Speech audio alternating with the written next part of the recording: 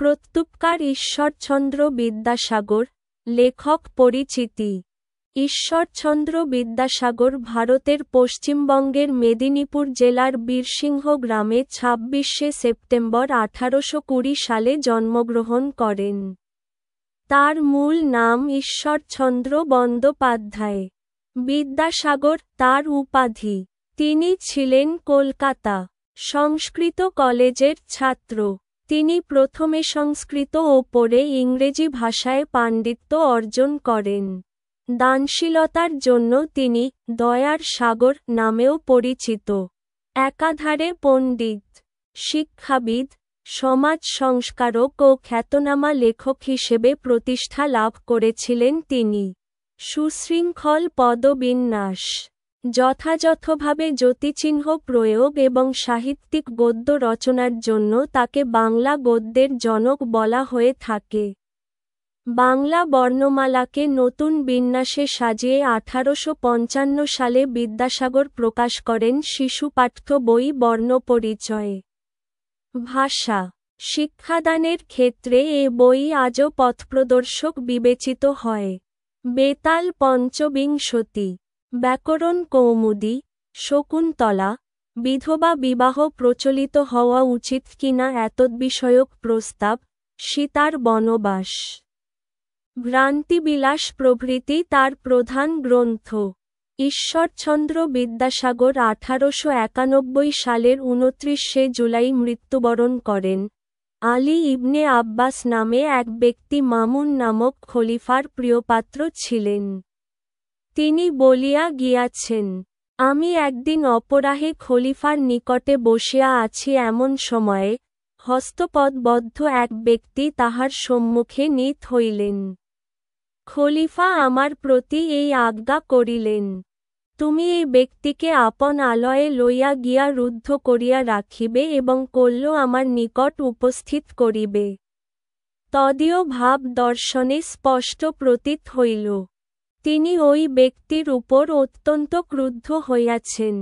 আমি তাহাকে আপন আলয়ে আনিয়া অতি সাবধানে রুদ্ধ করিয়া রাখিলাম, কারণ যদি তিনি পলাইয়া যান, আমাকে খলিফার কোপে পতিত হইতে হইবে। কিতক্ষণ পরে আমি তাহাকে জিজ্ঞাসিলাম, আপনার নিবাস কোথায়? তিনি বলিলেন, ডেমাস্কাস আমার জন্মস্থান, ওই নগরের যে অংশে বৃহৎ মসজিদ আছে, তথায় আমার বাস। আমি বলিলাম, ডেমাস্কাস নগরের, বিশেষত যে অংশে আপনার বাস তাহার উপর জগদীশ্বরের শুভদৃষ্টি থাকুক। ওই অংশের অধিবাসী এক ব্যক্তি একসময় আমার প্রাণদান দিয়াছিলেন।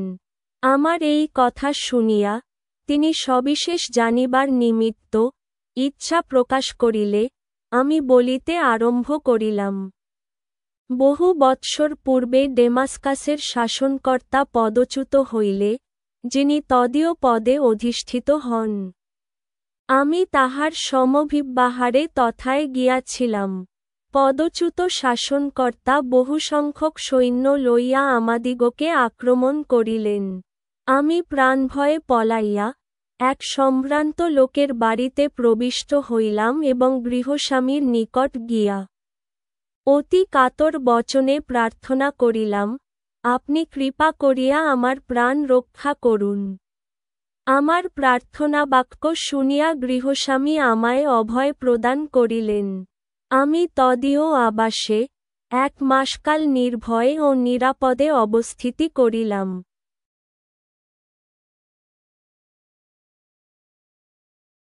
একদিন আশ্রয়দাতা আমায় বলিলেন, এই সময়ে অনেক লোক বাগদাদ যাইতেছেন। স্বদেশে প্রতিগমনের পক্ষে আপনি ইহা অপেক্ষা অধিক সুবিধার সময় পাইবেন না। আমি সম্মত হইলাম। আমার সঙ্গে কিছুমাত্র অর্থ ছিল না, লজ্জাবশত আমি তাহার নিকট সে কথা ব্যক্ত করিতে পারিলাম না। তিনি আমার আকার প্রকার দর্শনে তাহা বুঝিতে পারিলেন, কিন্তু তৎকালে কিছু না বলিয়া মৌনাবলম্বন করিয়া রহিলেন। তিনি আমার জন্য যে সমস্ত উদ্যোগ করিয়া রাখিয়াছিলেন, প্রস্থান দিবসে তাহা দেখিয়া আমি বিস্ময়াপন্ন হইলাম। একটি উৎকৃষ্ট অশ্ব সুসজ্জিত হইয়া আছে, আর একটি অশ্বের পৃষ্ঠে খাদ্যসামগ্রী স্থাপিত হইয়াছে, আর পথে আমার পরিচর্যা করিবার নিমিত্ত একটি ভৃত্য প্রস্থানার্থে প্রস্তুত হইয়া রহিয়াছে। প্রস্থান সময় উপস্থিত হইলে সেই দয়াময়, সদাশয় আশ্রয়দাতা আমার হস্তে একটি স্বর্ণমুদ্রার থলি দিলেন এবং আমাকে যাত্রীদের নিকটে লইয়া গেলেন। তন্মধ্যে যাহাদের সহিত তাহার আত্মীয়তা ছিল, তাহাদের সঙ্গে আলাপ করাইয়া দিলেন। আমি আপনকার বসতি স্থানে এই সমস্ত উপকার প্রাপ্ত হইয়াছিলাম। এই জন্য পৃথিবীতে যত স্থান আছে ওই স্থান আমার সর্বাপেক্ষা প্রিয়। এই নির্দেশ করিয়া দুঃখ প্রকাশপূর্বক আমি বলিলাম। আক্ষেপের বিষয় এই, আমি এ পর্যন্ত সেই দয়াময় আশ্রয়দাতার কখনো কোনো উদ্দেশ পাইলাম না। যদি তাহার নিকট কোনো অংশে কৃতজ্ঞতা প্রদর্শনের অবসর পাই, তাহা হইলে মৃত্যুকালে আমার কোনো ক্ষোভ থাকে না। এই কথা শুনিবা মাত্র তিনি অতিশয় আহ্লাদিত হইয়া বলিলেন, আপনার মনস্কাম পূর্ণ হইয়াছে। আপনি যে ব্যক্তির উল্লেখ করিলেন, সে এই হতভাগ্যই আপনাকে 1 মাসকাল আপন আলয়ে রাখিয়াছিল। তাহার এই কথা শুনিয়া আমি চমকিয়া উঠিলাম, সবিশেষ অভিনিবেশ সহকারে কিৎক্ষণ নিরীক্ষণ করিয়া তাহাকে চিনিতে পারিলাম। আহ্লাদে পুলকিত হইয়া অশ্রুপূর্ণ নয়নে আলিঙ্গন করিলাম। তাহার হস্ত ও পদ হইতে লৌহশৃঙ্খল খুলিয়া দিলাম এবং কি দুর্ঘটনাক্রমে তিনি খলিফার কোপে পতিত হইয়াছেন, তাহা জানিবার নিমিত্তে নিতান্ত ব্যগ্র হইলাম। তখন তিনি বলিলেন, কতিপয় নীচ প্রকৃতির লোক ঈর্ষাবশত শত্রুতা করিয়া খলিফার নিকট আমার ওপর উৎকট দোষারোপ করিয়াছে, তজ্জন্য তদীয় আদেশক্রমে হঠাৎ অবরুদ্ধ ও এখানে আনীত হইয়াছি। আসিবার সময় স্ত্রী, পুত্র, কন্যাদিগের সহিত দেখা করিতে দেয় নাই, বোধ করি আমার প্রাণদণ্ড হইবে। অতএব আপনার নিকট বিনীত বাক্যে প্রার্থনা এই, আপনি অনুগ্রহ করিয়া আমার পরিবারবর্গের নিকট এই সংবাদ পাঠাইয়া দিবেন। তাহা হইলে আমি যথেষ্ট উপকৃত হইব। তাহার এই প্রার্থনা শুনিয়া আমি বলিলাম, না, না, আপনি এক মুহূর্তের জন্য প্রাণনাশের আশঙ্কা করিবেন না। আপনি এই মুহূর্ত হইতে স্বাধীন।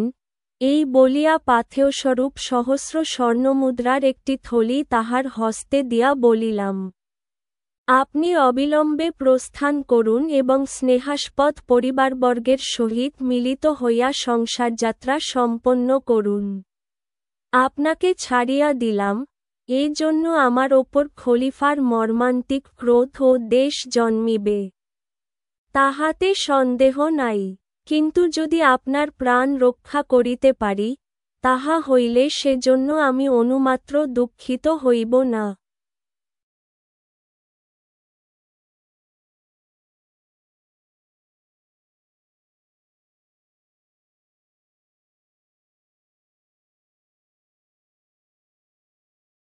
আমার প্রস্তাব শুনিয়া তিনি বলিলেন, আপনি যাহা বলিতেছেন, আমি কখনোই তাহাতে সম্মত হইতে পারিব না।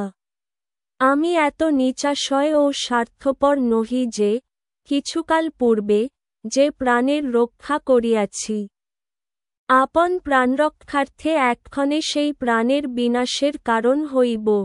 তাহা কখনো হইবে না। যাহাতে খলিফা আমার ওপর অক্রোধ হন, আপনি দয়া করিয়া তাহার যথোপযুক্ত চেষ্টা দেখুন। তাহা হইলেই আপনার প্রকৃত কৃতজ্ঞতা প্রদর্শন করা হইবে। যদি আপনার চেষ্টা সফল না হয়, তাহা হইলেও আমার কোনো ক্ষোভ থাকিবে না। পরদিন প্রাতঃকালে আমি খলিফার নিকট উপস্থিত হইলাম। তিনি জিজ্ঞাসা করিলেন, সেই লোকটি কোথায়, তাহাকে আনিয়াস? এই বলিয়া তিনি ঘাতককে ডাকাইয়া প্রস্তুত হইতে আদেশ দিলেন। তখন আমি তাহার চরণে পতিত হইয়া বিনীত ও কাতর বচনে বলিলাম, ধর্মাবতার, ওই ব্যক্তির বিষয়ে আমার কিছু বক্তব্য আছে। অনুমতি হইলে সবিশেষ সমস্ত আপনকার গোচর করি। এই কথা শুনিবামাত্র তাহার কোপানল প্রজ্জ্বলিত হইয়া উঠিল। তিনি রোষরক্ত নয়নে বলিলেন, আমি শপথ করিয়া বলিতেছি, যদি তুমি তাহাকে ছাড়িয়া দিয়া থাক, এই দণ্ডে তোমার প্রাণদণ্ড হইবে। তখন আমি বলিলাম, আপনি ইচ্ছা করিলে এই মুহূর্তে আমার ও তাহার প্রাণদণ্ড করিতে পারেন, তাহার সন্দেহ কি? কিন্তু আমি যে নিবেদন করিতা ইচ্ছা করিতেছি, কৃপা করিয়া তাহা শুনিলে আমি চরিতার্থ হই। এই কথা শুনিয়া খলিফা উদ্ধত বচনে বলিলেন, কি বলিতে চাও, বল।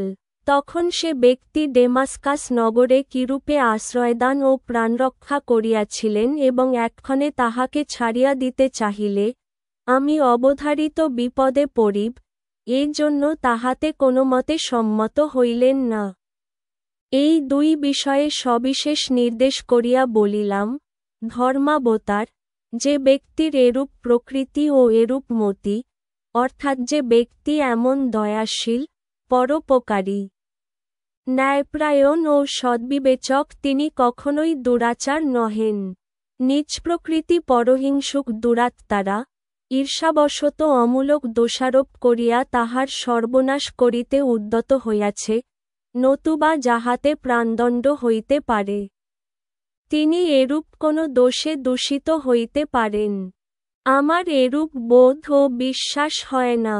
এই ক্ষেত্রে আপনার যেরূপ অভিরুচি হয় করুন। খলিফা মহামতি ও অতি উন্নতচিত্ত পুরুষ ছিলেন। তিনি এই সকল কথা কর্ণগোচর করিয়া কিৎক্ষণ মৌনাবলম্বন করিয়া রহিলেন। অনন্তর প্রসন্ন বদনে বলিলেন, সে ব্যক্তি যে এরূপ দয়াশীল ও ন্যায়প্রায়ণ, ইহা অবগত হইয়া আমি অতিশয় আহ্লাদিত হইলাম। তিনি প্রাণদণ্ড হইতে অব্যাহতি পাইলেন। বলিতে গেলে তোমা হইতেই তাহার প্রাণরক্ষা হইল। এক্ষণে তাহাকে অবিলম্বে এই সংবাদ দাও, ও আমার নিকটে লইয়া আইস।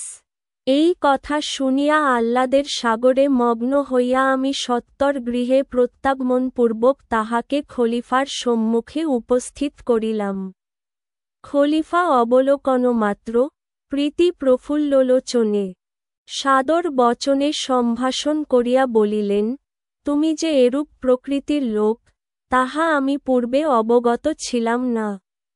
দুষ্টমতি দুরাচারদিগের বাক্য বিশ্বাস করিয়া অকারণে তোমার প্রাণদণ্ড করিতে উদ্যত হইয়াছিলাম।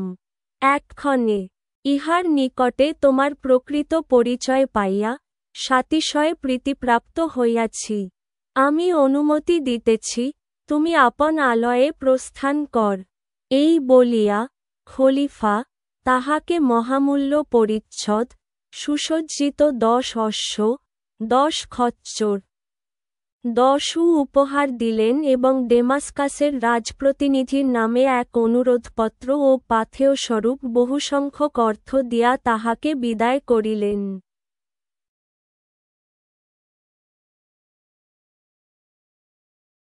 শব্দার্থ ও টিকা। প্রত্যুপকার উপকারীর উপকার করা। অভিরুচি ইচ্ছা। সমভিব্যাহারের সঙ্গে বা সাহচর্যে।